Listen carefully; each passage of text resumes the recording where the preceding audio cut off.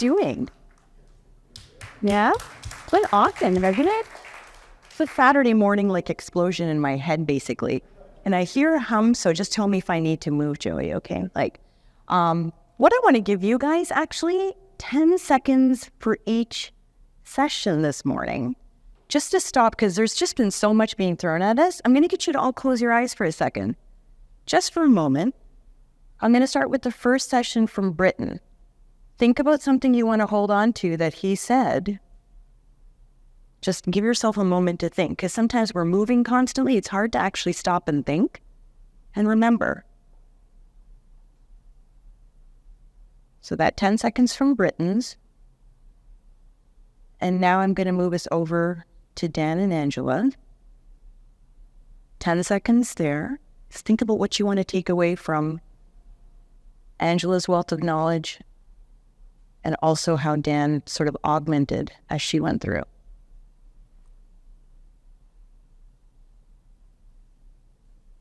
Now I'm going to move us forward to our panel. We just had Chris, Juhan, and my lovely friend Astrid. What do you want to hold on to from what they just said?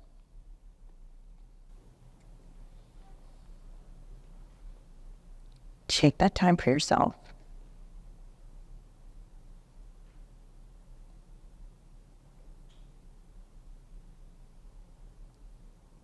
And awesome. I hope you grabbed onto something, because it's always nice to sort of think of something that you want to hold on to from what everybody has shared. Thank you, first of all. I always forget to say thank you, so I want to start with thank you. Thank you, Alex, Lauren, and Amy, for pulling this together. So a huge round of applause for them, because even the lot of work. And another round of applause for the fantastic volunteers who have been so kind to direct us and get us coffee and all that fun stuff. And sneakily maybe show us where the microwaves are for heating things up. That person will not be named because I don't want to call them out. But thank you so much. So let's go ahead and talk a little bit about what this future of UX is going to be. My background I will share in just a moment, but it's slightly different actually from some of the other speakers here. And what I want to ask you for is look for moments to reflect. So take time for yourself, basically. Like, make sure you are taking a moment to hear what I'm saying. I had a lot of fun putting this talk together, by the way. I've never given this talk before, so if there are tomatoes in your swag bags, you notice that I do have red on me already, so it won't hurt if you throw it at me, but also come back and challenge what I'm saying. This is not me saying to you, this is the way it is. It's more, I'm just throwing things out there, and I want you guys to sort of contemplate it and ask yourself, whether you're a student, whether you're a professor, whether you're a practitioner, whether you're whatever you are, do you agree or disagree with what I'm saying? And that is part of the dialogue that we're trying to have here today. So I don't mind disagreement, vocally or quietly is fine. Just a quick introduction to twig+fish. Twig+fish is so I'm co-founder of it with a lovely person named Zarla Ludin. And Zarla and I founded twig+fish about 10 years ago, or actually almost 10 years ago. And we are a micro-agency that focuses purely on qualitative research. So the goal here is to think of it in terms of what we like to think of as sort of 3 Ps. We think of the power of qualitative research. What does it really mean to talk about the human story? It's very abstract, it's very ambiguous, so people struggle with it sometimes. But what we also want to think about is the power of it, the positioning of it, so where does it belong among other processes that we have in the organization, and also what is the practice of it, because we have sort of, as we always think of it, mindset and mechanics. We have the way we perceive certain things and the way we actually do certain tasks. And what we want to do is really dwell in that moment and think about why we do what we do, and hopefully inspire people forward as they design experiences. I am currently looking at this mic that looks like a caterpillar that is climbing up my jacket. I am wondering who designed this, but we will keep going forward. So my personal background already introduced, but I am just a nerd about people. I love meeting people. I love stories. I love what your backstory is, why you are here, why you are who you are. I am fixated with Astrid's glasses right now, but that's a different question. So the key here is to really stay curious. And that's the fun of what I get to do day in and day out. I told my mom at one point in time that I'm a really highly paid bartender. She wasn't very happy with that one.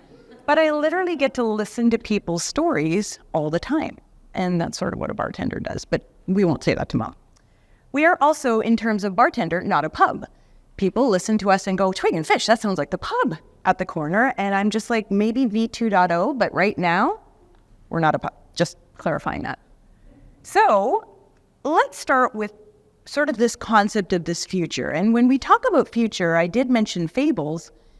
I love talking in terms of stories. And I think we've heard that it's important to not just look inward, but also outward in terms of how we learn and how we sort of absorb from other cultures, other organizations, other ways of sort of doing things. But at the most basic level, I sort of want to position it in a way that I start to build up a story with you guys, and hopefully you'll stay with me or you will boo. I'm willing to accept either. But let's say at the most basic level, we assume that organizations want to, at basic level, provide an offering in the form of some, like, sort of anything, product, service, space, interface. But you are providing an offering of value, something that people want, something that people need, something that does something for them in a good way. Okay? We also, as I myself here, want to believe that these products provide some sort of safety, some sort of well-being and guardrail, making sure that we are never going astray and potentially hurting people, which would be a terrible thing. And that we also, at the end of the day, really do know that organizations want to be profitable. They want to be successful. We know that. Even though we don't want to say it out loud, gosh darn it, we know it. It's there.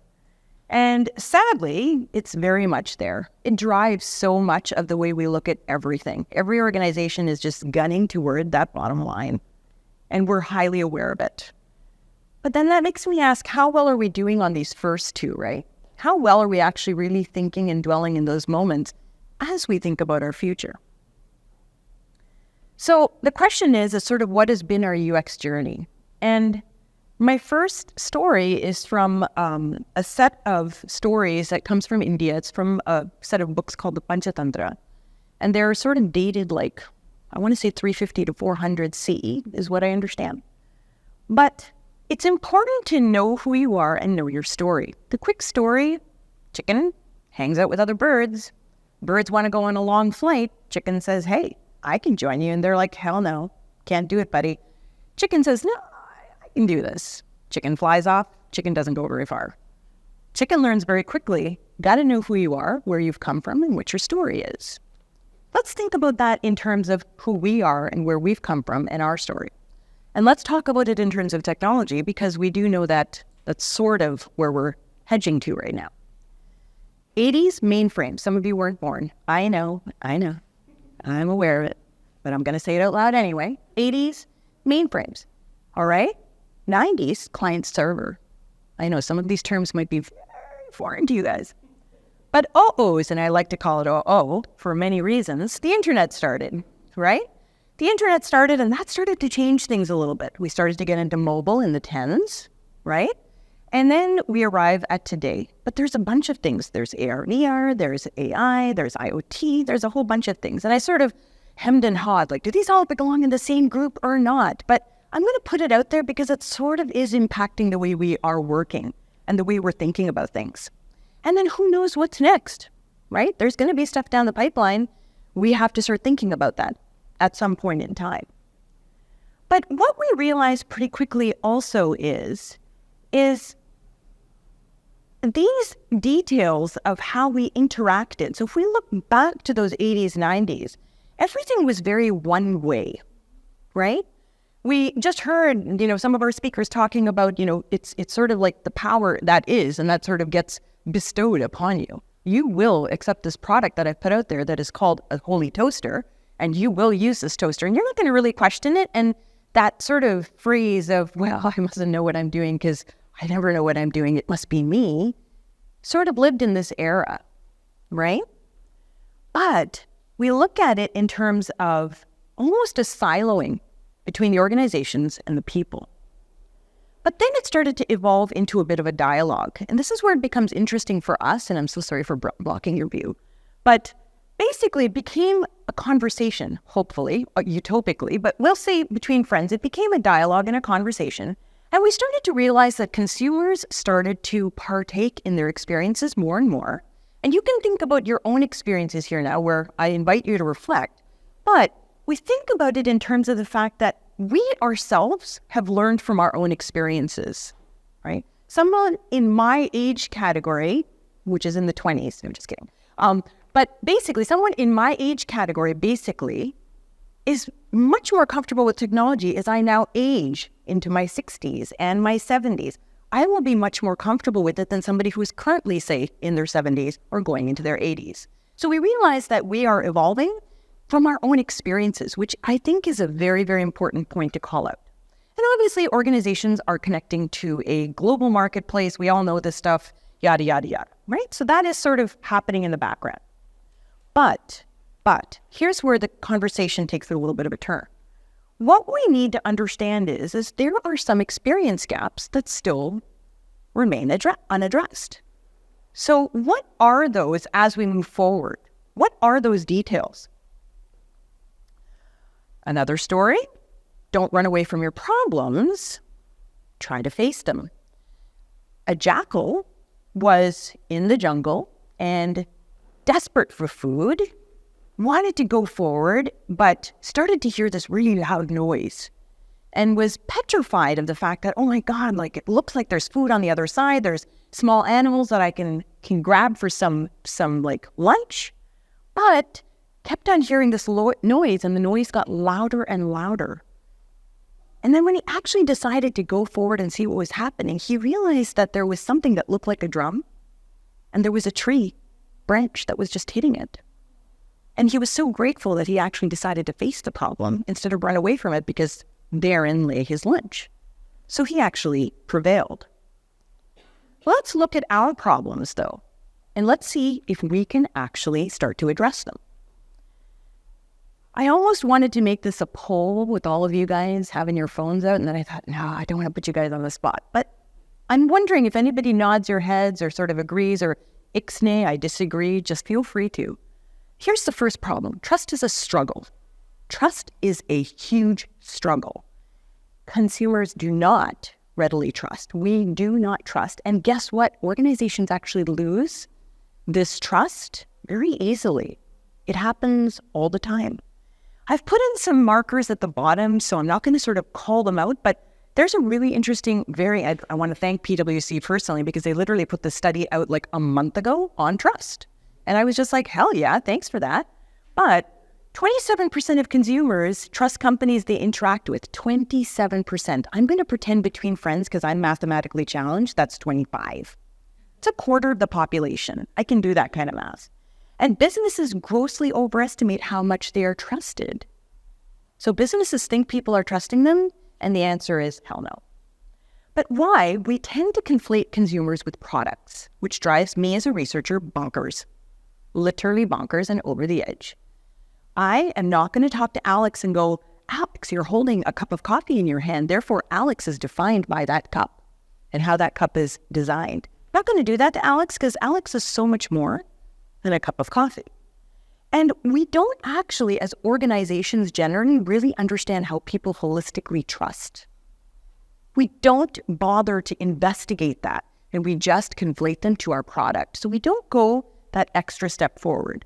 And by the way, 50% of customers have actually had a trust-damaging event where it literally makes them walk away from a product. One of two. Let's look at another problem. One that's very personal to me. Designs aren't inclusive at all. And we know that populations are left behind. Really? Just focusing on this lovely word privileged with, I don't even know what the hell that means anymore. But it just means that it's some people, not all people. Ask yourself, how are you doing this in your organization? And this is where I challenge you, student, professor, practitioner, I don't care who you are. Ask yourself, what is your role in this whole thing? So Nike had a really interesting discussion where, I don't know if many of you have seen, it's fun to talk about this. They had a hijab And it was basically that a woman could wear if she was going running. Fantastic. But they actually started to say, you know what, actually, if we start to talk about this excluded population, of course, them looking at it from a bottom line point of view, but they said, you know what, if we actually start to think about these opportunities, we can actually include a lot more people. And guess what? You think some of us like to wear that because it just looks cool? Yeah, it happens, right? So we know this. OXO, there's so many other brands I can call out that have actually gone with the basic population, if that's fair to say, and actually serviced so many more people they didn't even count on. And why is this? We tend to focus on a convenience sample or the bottom line, whichever you want to go with. They're both one and the same sometimes. And we just go to, hey, you're sitting right next to me. Can I ask you a question? Not enough, guys. We've got to do better. Let's also look at this concept of coexistence, another one that's really, really very near and dear, and honestly something that all of us should be taking a little bit more sort of attention to. This concept of human-centered design actually deeply bothers me. I don't like human-centered because guess what? A lot of other people who are on this planet who need to be attended to. And what we do is when we actually focus on human-centered, I feel like we actually leave out every other inhabitant and our environment in general. We have to be responsible in whatever we put out to the world. Some fun numbers at the bottom, but the one that hurts is 50% of landfill waste is actually attributed to product elements. This from the EPA.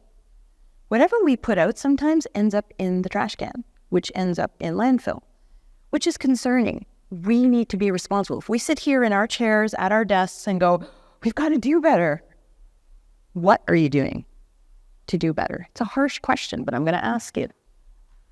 And what we do is we actually rush thinking through this thing called an experience, and we don't even think about how the arc ends. And guess what? We get impacted later, much later. Think of John Sullivan, who was one of the contributing members of design to the K-Cup. He thought about the K-Cup. Awesome, we're not going to be throwing as much coffee, throwing it down the drain. Woohoo!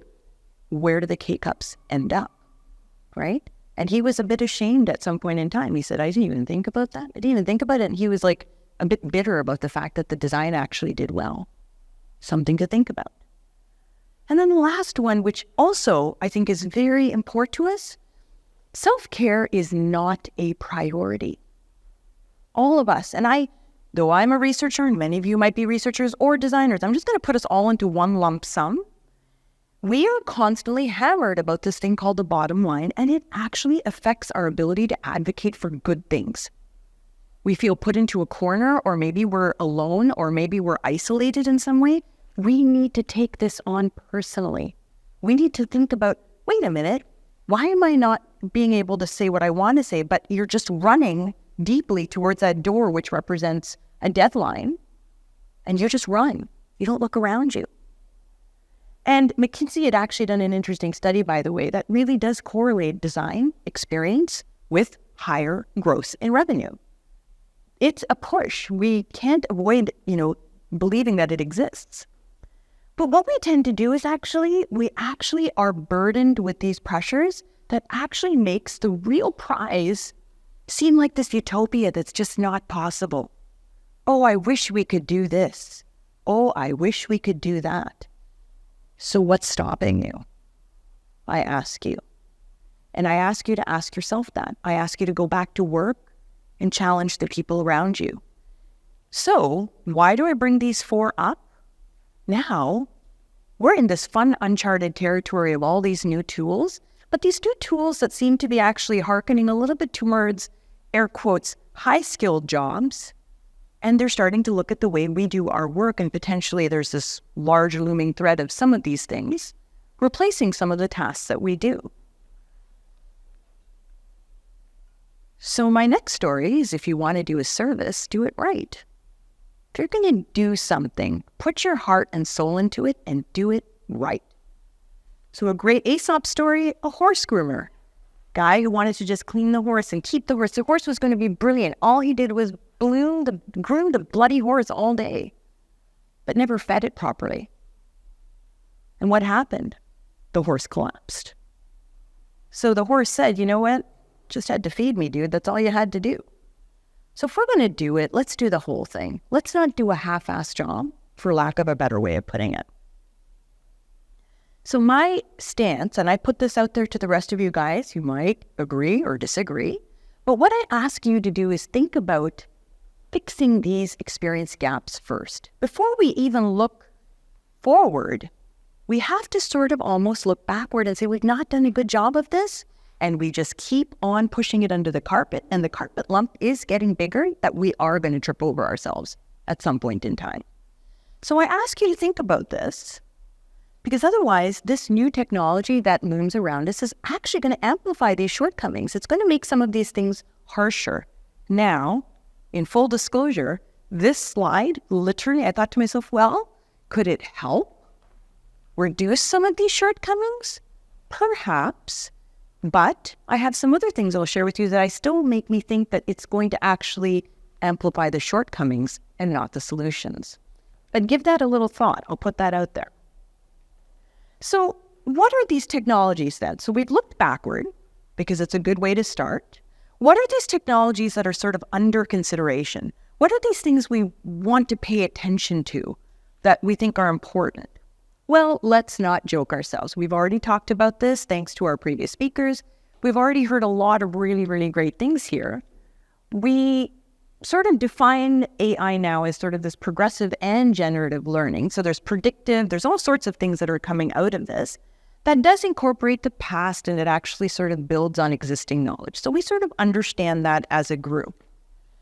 But we also have these other worlds that we're creating as well, augmented and virtual reality worlds that we're thinking about that are somewhat, and I say this so loosely, somewhat based in rules, etiquette, and some basic level of governance. But I do say that with a very light stroke. And then the last one, again, not sure if it belonged here, but I want to put it here because I know we personally do a lot of work in this space as well, is just this Internet of Things, right? So network of physical, devices. So if you walk into your home and you have an Alexa or you have a Sonos voice control and saying, play my favorite, Taylor Swift tunes because I'm getting ready to go to the Swiftie concert, so on and so forth. We have all of that stuff that just is part of our dwelling now. It's part of our existence in our personal spaces. So the question is how do we actually prepare to work with these technologies? How do we actually think about what these technologies are going to do in our worlds? Again, regardless of who we are. You might be content, you might be visual designer, you might be all sorts of things. You might be quant researcher, you might be qual researcher, it doesn't matter. But we have to think about how we are going to prepare to work with these technologies. Fantastic story from the Jataka Tales, another set of stories, which it's so fun. I read these growing up my entire life, and yet doing this presentation, I realized where the genesis of some of these stories were, and I only found that out like 5 days ago. The Jataka Tales are actually stories that Buddha used to tell while he was giving discourses under the Bodhi tree. And it was fantastic where he would share these stories because they were stories from his past life and how he was an animal in some of his lives and how it actually sort of came together in terms of this was my experience and I'm just sharing this with you. I thought that was fascinating, so I just wanted to share that on the side. But basically the story is don't depend on speculations when you know what actions to take. The story goes that two people were thinking of getting married and they both had astrologers, which is very common in India. People look at your astrological chart and go, hey, should you guys be together? And basically, the astrologers didn't agree. So the two people started to find themselves in a very awkward situation because they wanted to get married, but the astrologers are not agreeing. And basically, at the end, they ended up falling apart. And it was silly because of these two unknown entities on the outside telling them not to get together. So basically, if you know what you want to do, just go get it done because you know what you have to do. And I ask you to do the same. Put your head down. Let's get some stuff done. The first thing that I want to share, so these next few slides are just about some things that we are doing internally. I absolutely welcome the discussion. Thinking about some of the things I think Chris had brought up even earlier about, what do we actually do? Like, how do we think about it in terms of our own work? Just wanted to start sharing a few of those ideas. So first thing is forming a basis for alignment and confidence. I cannot stress this one enough. We have to ensure that we are on the same page when we think about any of these technologies that we are incorporating in our work. So looking back at what some of my peers just said, Astrid, for example, you'd mentioned that, my own idea of how tech actually comes together and what you can contribute to a certain moment based on the tech that's around you. These are moments where I ask you to think about what those ideas are, but go a little bit deeper. What are your own beliefs in these technologies? Just a raise of hands. How many of you have had a conversation with yourself about what these technologies are? You're smiling up here. I like that. I want to know what that smile's about, right? But have some of you had that conversation with yourself? Do I actually think this is great or not? And why? Because I want you to have that conversation with yourself, because it will rear its head, and its ugly head sometimes, at a time when you don't even realize it's coming out. So have that conversation with yourself. What are benefits? Not to paint these all as negative, by the way. What are benefits, but what are pitfalls? And how do I actually personally envision these coming into my work, coming into experience, coming into something I research or I design? How does that actually start to manifest? And have that conversation with yourself, okay? No big surprise. What's the next thing? Have the conversation with your team. Have everybody sit down and say, where are we, guys? What do you think about this? Hey, you know what, Lauren, what do you think about this? Amy, what do you think? We're going to all have our chit-chats and we're going to have a conversation so that we all sort of understand each other. Because sometimes we don't have these conversations. And guess what? If it's not documented, it doesn't exist, guys. If it lives in your head, great, grand for you, not so great for the rest of us. So it needs to come out. It needs to have some place to live so that it's out there and you guys can actually talk about it. Not in a sort of accosting way of any sort, maybe you agree or disagree, but very respectfully sort of put it out there. And then ultimately, how did those two actually calibrate with how your organization thinks of these experiences coming together? So you see now you've built it up, because if a product manager comes to you and says, hey, we're going to do this and we're going to use AI here and we're going to use this there, you can have all of those discussions, but not at that moment should be thinking, what do I think about this? No, it's not a good place to have it, because don't forget, we're gunning towards deadlines. There's going to be very little time for that reflection. So force yourself and build that reflection in early, not only with yourself, but with your team, so that you are poised to address how your organization goes forward. An example I'm going to give you here, and I told Alex that I can never do a presentation without at least one nerdy kind of really cool framework. So here it is. For those of you who are into spider diagrams, this is something that we did with our customers. We talk to our customers regularly, and our clients, they're like, what do you think about this AI? Like, are you going to be using any AI tools? Like, should we know about it? Yes, guess what? We too have done the same thing. We talked, we decided as a team what our stance is going to be, and we are very clear about where we will and will not engage. But what we did with the team when they started to, we're not really sure, is let's have an exercise around this. Let's talk about, remember the first problem I said is we struggle with trust? Let's talk about what the team thinks about trust in the organization. Do you believe your consumers trust?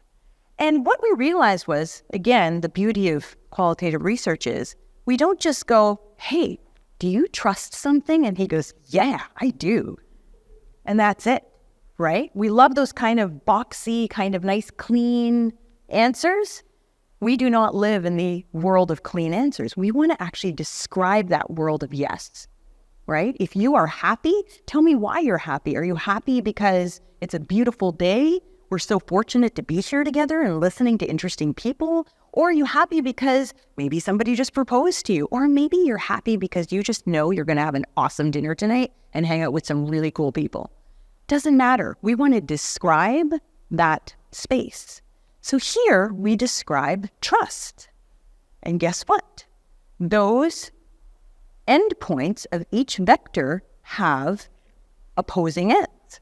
So for example, if I looked at reliability, I trust means I believe something is reliable. But is that something that I'm going to see that is demonstrated by an organization, or do they deflect it? What are they doing, and where do I believe they fall? Not sure how many of you used a spider diagram, but what you do is you plot your points, literally. That thing on the right is called a semantic differential scale. You can play this with your own teams if you want to. And what you start to do is you make shapes. You look at shapes. And maybe you'll say, that's my trust perception that I think our customers have of us. And if we introduced AI, I think it's going to change shape. Now, you might go, that's great, Meena, pretty shapes and nice colors. Woohoo! Now we got a presentation. No, there's a little bit more here. Why are the shapes different? What is making the shapes different? What you want to do is sit down with your teams and go, hey, do this independently and do it with your teams. I advocate for both. But you sit down and ask yourselves, why is the shape changing? Be mindful about that shape. Don't let it happen by accident and go, whoops, it just happened. It's not what we're going after here, guys. It's got to be intentional. So go through each one of these and ask yourself, where do we plot? Now you're taking trust and you're really thinking about it more deeply and asking yourself what you can do better, because where there is a gap, there is always an opportunity and you can always do something differently. So I put that up, sorry, Alex, one framework, but that's my framework to share with you. But these are the kind of things that I encourage you to do. Let's look at the next one.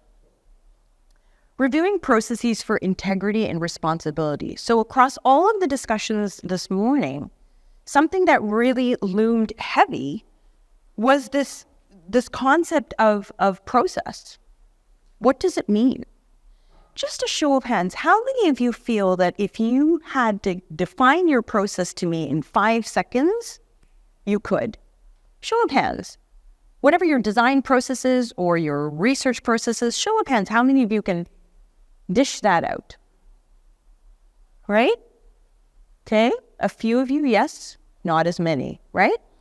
I want you to challenge yourself with that, because the first thing, have a process. Second thing, be able to ask yourself, where will we remain responsible if these tools come into play? How will we actually respond to these moments in time as we take you through the process to make sure that, hey, just in case you're wondering, this is how we're going to integrate this tool here. This is what we're going to do there, here on, here forth. Okay? So what I want to do is then ask you, when you have that process, you say, hey, where do you think these technologies can help? Again, don't go in negative. It's not going to help. Let's be open about this. Let's stay curious, right? So where do you think these technologies can help? And where might they replace the mundane? How many of you have mundane moments in your day where you're just like, really? I got to do this again one more time? When really it should be a template that does work, right? How about frameworks that you have in place to mitigate things that don't go well? So you have thought long and hard about things that are not going to go well in your process. And then finally, how can you augment your own skill set to ensure governance?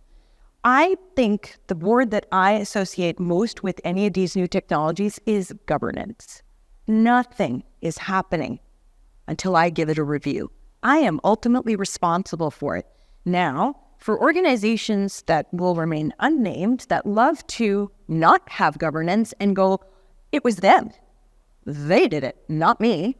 We've got to be super careful in this new era of interesting technology, because there will be plenty of finger pointings happening.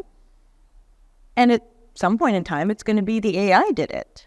It's not very helpful either. You know that's not going to fly, because what is that going to do? It's going to hurt the trust that you so carefully reviewed and have tried to improve now. So how can you augment your skill set? Means you want to think about how those skills can get better and how you can actually say, here, this is the sort of work that I want to really let go of. Let me put my attention to something that really does demand my attention. Okay? So what I want to share here is our process. Really quickly, our 5-phase learning process, we don't call it a research process because not every question really needs research. we call it a learning process because I think between friends, we can agree that every organization that designs an experience has questions that need answers. So therefore, think about it just as learning. These are the things that we start with. Our first thing is to align. And when we align, what do? We actually just make sure everybody's on the same page about what we're trying to learn about, right? How many times have you been in a situation where you all come out with some stuff and you're like, great, research findings, and you're like, this isn't answering our question because you didn't really stop to align. That's all we're trying to do here. What we tell people is we leverage AI tools to just broaden the knowledge. I think it was Angela, you mentioned the fact that you used the survey, for example, just to open up the horizon of different things, right? Different, behind the pillar there, Angela. But she's like, I'm here. But broaden the knowledge of what to consider. That's where we can actually leverage it positively. Oh, did we think about this? But guess what? Governance, still, I'm going to look it over and say, oh, we don't need to think about that. Or hell yeah, let's think about that. Okay? Our second is when we have our scope in place. We then do the rote plan. We have to start thinking about who's going to answer our question. We're going to talk about how to actually create a protocol that creates an engagement arc where people are given some sort of platform to articulate their thoughts. We want to think about that and then think about also a note-taking system. How are we going to actually invite people in order to be able to listen to some of these sessions? And here, what we found that's really helpful, one of these mundane things that we don't enjoy, just give me a template screener to start with that I can then edit into what we need. And often, it's a really great place to start, great place to use it. And sometimes even ideas for the protocol. It's almost like another team member sitting there going, hey, did you think about this? How about this? Idea generation. Why not? With governance. I'm going to keep saying that. When we get into gather, which is where we just talk about capturing stories, what we do is really helpful is we get a quick debrief in between every session, and it's a great way to just take your own notes and distill it into 2 or 3 sentences. I personally think, this is me talking now, having been in the industry for a pretty long time, I realized that because notes are given to us in university, we're actually not as good as listening and distilling down points that we want to take away. So this is actually a skill that I find, I teach also, my students do struggle with. So it's okay. It's not the end of the world. You're not going to be a baddie for not being able to do this. The key here is, you can ask yourself, is this going to help somebody? Actually invite them into the process instead of having them go, not really good at notes, I'm going to stay away from this. So I take this as a moment to say, hey, dump it in, let's go ahead and tell me the top 5 things you remember. Some people can do it really easily, some people cannot. Our 4th phase is analyze. Wow, you have data, what are you going to do? Analyze it, right? No big surprise here. And what we do here is we invite non-researchers into that synthesis. Now, we do this as a practice anyway. We have something called a raw data workshop where we get everybody who had to listen because they have to listen. This is not our job. It's everybody's job. They have to listen. But again, it invites them into that synthesis process because then they can partake and they can listen and they feel engaged at that moment, which is great. And then finally, apply. Now, apply is not present. It's not report. It's not Dropbox. It's not Drive.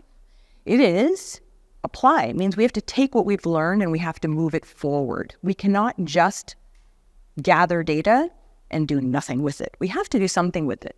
And here, very carefully, I will say, sometimes we have designers in the crew and they'll say, you know what are some quick ideas? Either because they have been drawing out quick ideas or they have been sort of percolating because they've gone through the whole process with us. Or is it that we have a design AI tool, something that just generates something for us. And hey, what do you think about this? Is this a place to start? These are the kinds of things we're talking about. It gives it a little bit more legs to stand on. And it's a great way, again, to invite people into the research process that is often an appendage to the process and not part of the process. So what have I done here now? I've told you, I know where we are going to actually introduce AI tools because we've had the conversation. My team and I have had the conversation, so we're confident in what we're doing. And if the client suddenly goes, well, why don't we try and do this? We will have the conversation. But it is with all the governance and scrutiny that's required. Let's look at another point of view. Now, this is interesting because this came up this morning in terms of some of the discussions of speed, some of the discussions on algorithms relying on data, almost that garbage in, garbage out. If we don't talk about, I think, Angela, again, you mentioned about, we have to be careful about the data going in, because if the data going in is not good, then the data coming out often is not good either. But what we want to do with control and autonomy, where and when can these technologies automate and become invisible? And we're funny, right? Humans are funny. These are the unpredictables of humans that make it interesting. With the example that I give you, you'll see it loud and clear. But we need to ask ourselves, where can we actually make things sort of just in the background so you don't even think about it? But with your permission. Don't forget, this doesn't happen without your permission. When do we heighten transparency? Well, there are moments in time you will be like, I need to know what the hell you're doing.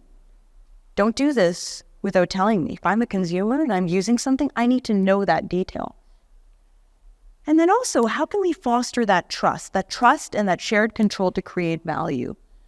This is a big topic that we bring up with our clients when they start to bring up any of the new tools. We're going into an AR, VR world, whatever it is.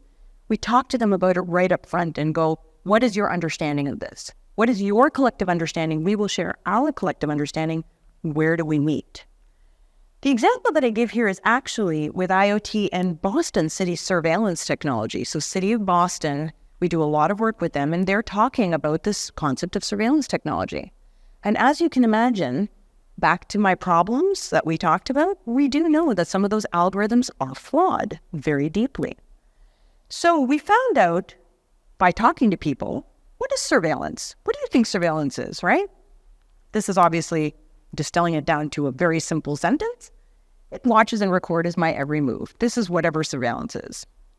Then it became really fascinating. What technology do you have inside your own homes, and how does surveillance sort of connect with that? Guess what? I have Alexa, I have Google, I have Sonos voice control, but none of these surveil. I see. Okay. What technology do you have outside of our homes? Oh, cameras on the Mass Pike, traffic lights, that kind of stuff. But I don't like those because they follow my every move. Okay. But how does that differ with the middle bracket of Alexa, Google, and Sonos that also listen to your every move, that also record? And yes, they give you some agency into deleting whatever you want to delete of your conversations. But how do we actually bring meaning to this? So many people talked about it in terms of control. I want to have control. I want to be able to see what's going on. I want transparency so that I can change, delete, remove, edit, whatever the word is. But we have this conversation up front so that people feel a part of the process. And that is incredibly important because controlling what and how data is used is a big part of engaging. Remember, I went all the way back to the beginning and talked about trust, inclusion. What are the 4 things I called it? Keep going back to those things because these are hearkening back to those 4 in the beginning. And then the last one is really, and I can't stress this enough, no amount of anything out there is going to change us being humans. We will be humans.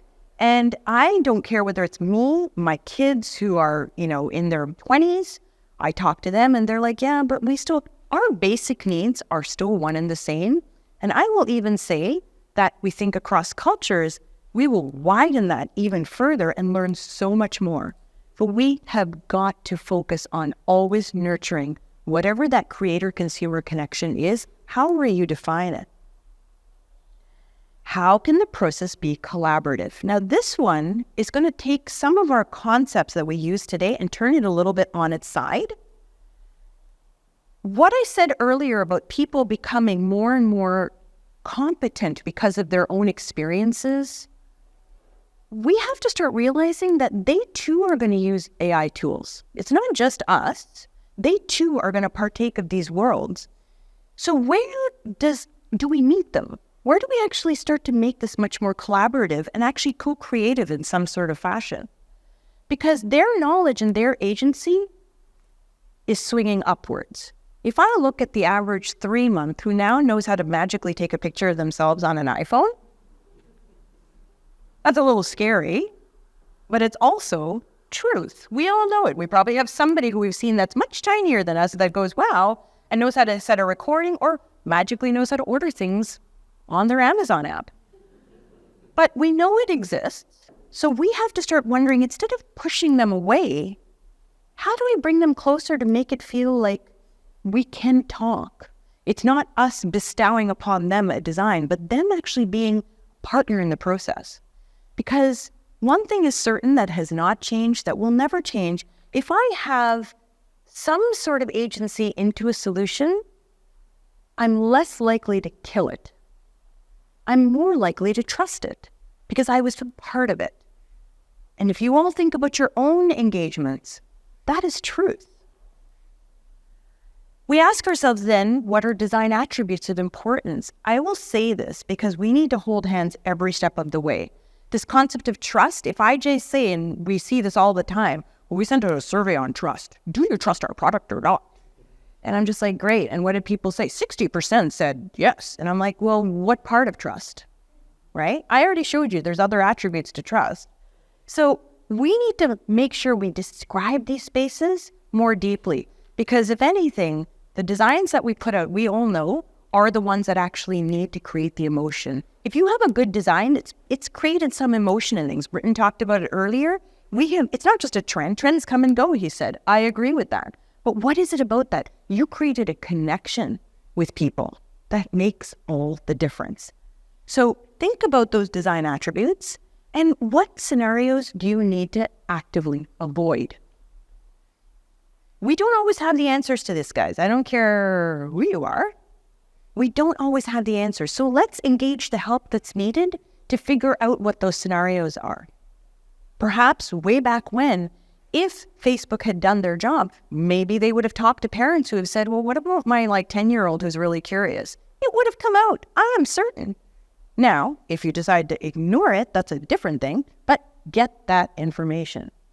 So the last thing here, I'll give you an example of an AR/VR playbook that we're doing for moving the ball, literally footballs in college sports.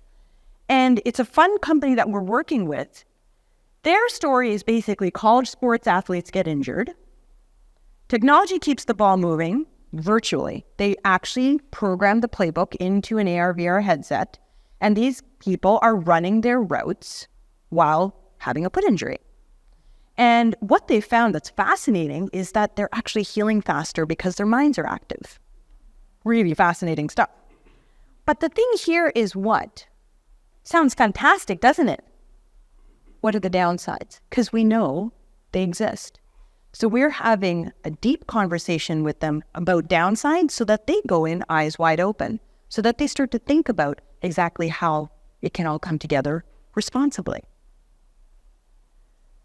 So pulling this all together, thinking about that arc of the future of UX and how we might see it, our roles, honestly, have endured so much change. So much change. We've been through it. Throw it at us, we've been through it. This one definitely seems a little daunting, I won't lie. But with governance and with scrutiny and with an understanding and an alignment of your own approach to things as well as your teams, no big deal. We'll prevail. I'm not even worried about it.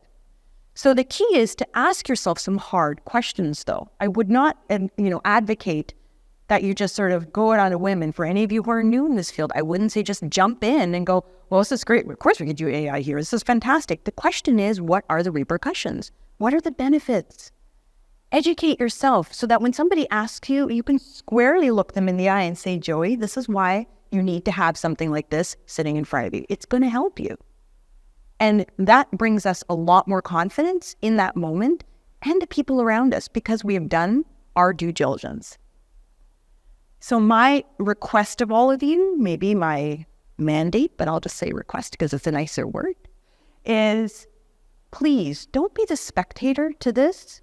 Be engaged, be present, know what's going on in all of your work, regardless of who you are, and bring your full self, because your full self is going to have access. I know for me, I access my culture. I access what I grew up with. I'm Canadian.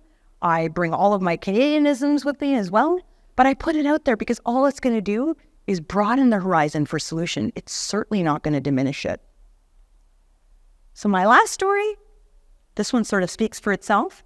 I love this story, actually.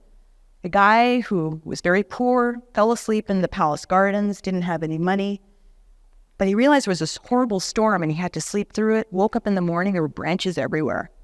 And he was just like, oh, this is a mess. They're going to think I did this.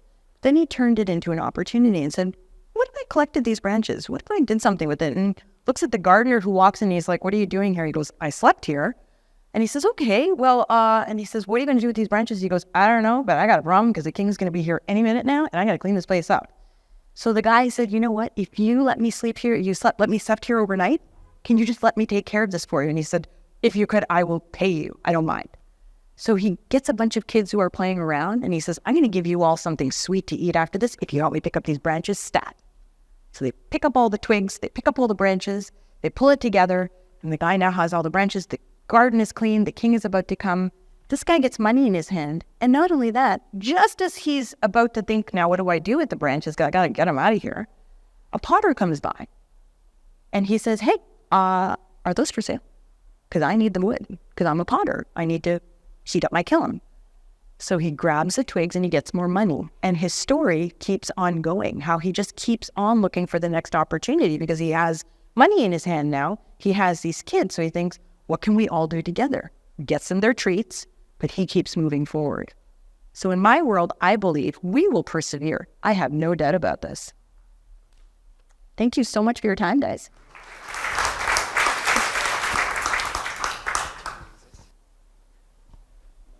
Oh, sorry. I guess there's a mic. Yeah, sure. It's all you. So I like the idea of reflection, asking yourself questions and encouraging your team to ask those questions and read them all at the table so everyone's aware of where things are.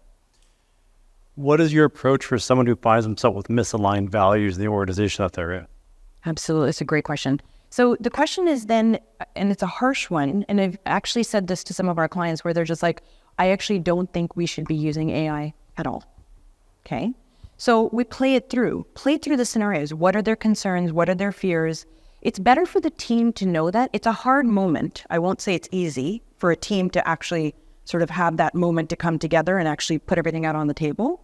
But it's a hard moment that needs to be had because sometimes that person has it and they're brave enough to vocalize it and other people have it, but they're not. So we always advocate, and we do a lot of this anonymously. So just literally using polls and saying, put it in, let's put it out there. So it's more so like throw the little piece of paper into the middle of the table, but nobody's handwriting can be obviously figured out. This way it's a little safer.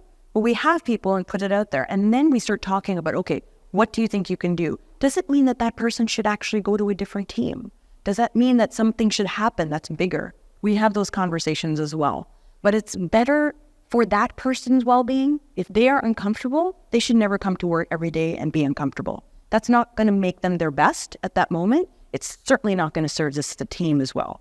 But if they can actually maybe, oh, I see this, or bring up concerns that are actually valid, then we as a team should be listening to them. So it's a bit of a 360, but thus far it hasn't ended in anything terrible.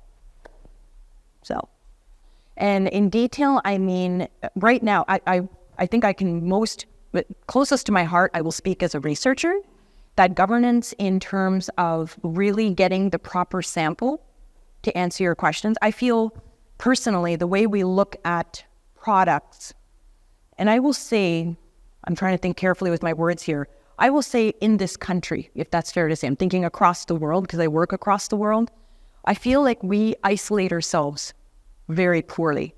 We just think we are the center of the universe, which is incorrect. And we actually don't even consider everybody in our universe to think we are the center of the universe.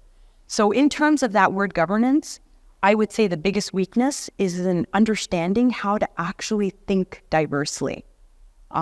Because ultimately what it does is we just hold ourselves very tight to these rules that are limiting and doesn't allow us to actually think outside of the box.